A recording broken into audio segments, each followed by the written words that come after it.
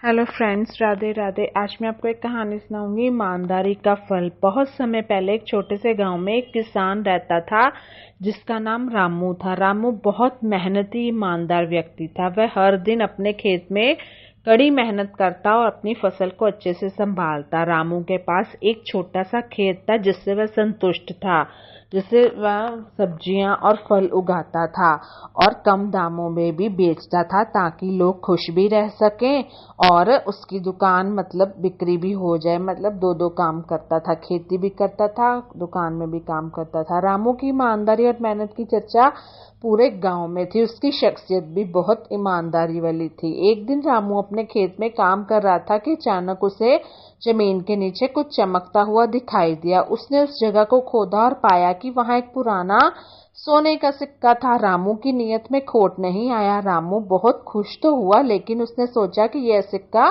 किसी का गिर गया होगा, और बल्कि वो तो ये सोच रहा था, हाय अगर मुझे कोई मिल जाए उस जिसका सिक्का गिरा तो मैं वापस दे दूं। वो बेचारा दुखी हो रहा होगा।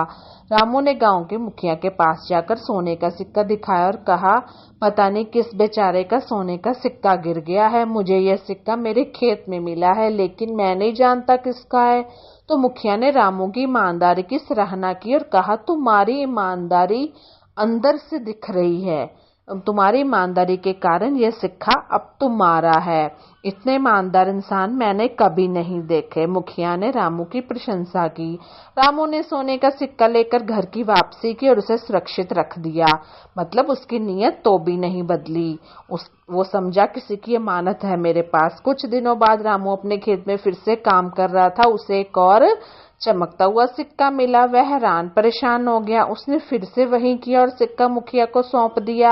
उसके मन में क्योंकि कोई खोट नहीं थी, नीयत साफ होती है तो सारे काम ईश्वर उस इंसान को ही मौका देता है जिसकी नीयत साफ होती है। गलत काम करोगे तो सजा मिलेगी, ऊपर जाके मिलेगी।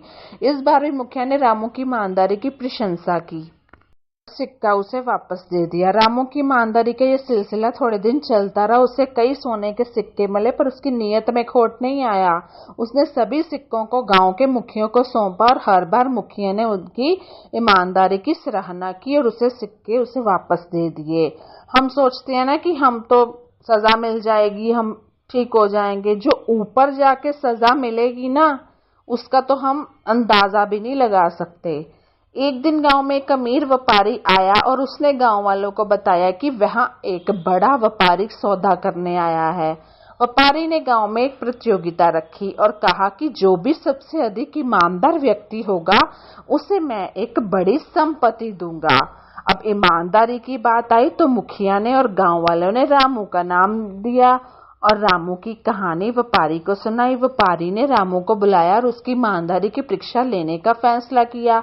उसने रामू को एक कीमती हीरा देकर कहा, यह हीरा मुझे बहुत प्रिय है, इसे संभाल कर रखना। रामू ने हीरा लेकर अपने घर में सुरक्षित रख दिया।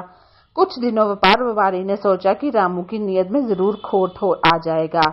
उसने उसे बुलाया और हीरा वापस मांगा। रामू ने बिना किसी हिचकिचाहट के हीरा वापस कर दिया। व्यापारी ने रामू की ईमानदारी की सराहना की और वह चकित हो गया कि तुम्हारे जैसा इतना ईमानदार इंसान मैंने अपनी जिंदगी में अभी तक नहीं देखा। तुम्हें यह हीरा और मैं अपनी आधी संपत्ति दे रहा हूँ। मैं तुमसे बहुत खुश हूँ। तुम इस तरह मेरा सारा काम, आधा काम तुम संभालोगे। रामू ने व्यापारी का धन्यवाद किया और हीरा और संपत्ति को स्वीकार किया। उसने अपनी संपत्ति से गांव वालों की मदद करनी शुरू कर दी और सभी के साथ अपनी खुशियां बांटी। इस प्रकार रामू की ईमानदारी ने उसे केवल संपत्ति नहीं बल्कि पूरे गांव वाला का सम्मान भी दिलाया।